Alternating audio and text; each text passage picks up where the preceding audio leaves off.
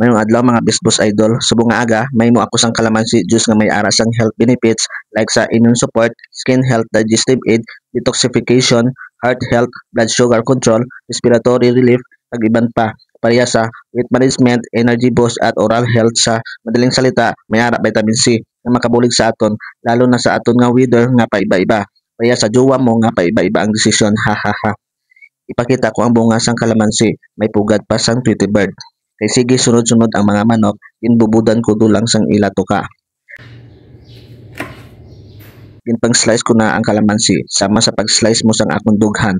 Nagpatipatipak ko sa mga lab advice nga kung lab nimo ang isa ka tao, palayain mo. Ngek kalon, may hambal pagid kung lab mo ipaglaban mo. Diin gid kita malugar sina.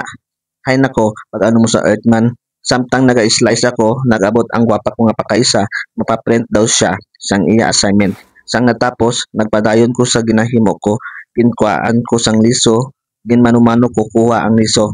Ay kadugay man, lasigon tabi.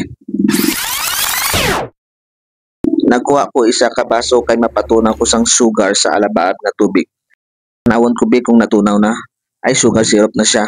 Next, ang aton nga ice cubes i-ready. Mag-start na tahimo sang juice. Ginbubo ko ang pinuga nga kalamansi, next ang sugar syrup naton. Then lugayon ta, mix well. And then ang ice cubes butangan ta sang madamo. Mix.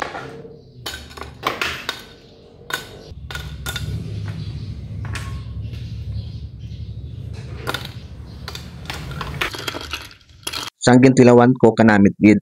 Nagbigla ko naisip butangan sang Yakult.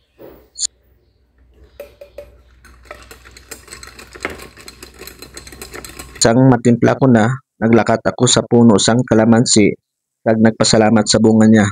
Diri na lang ko sa gawas nagmerienda with domino biscuit. Ka perfect gid Depende na lang sa imo panglasa.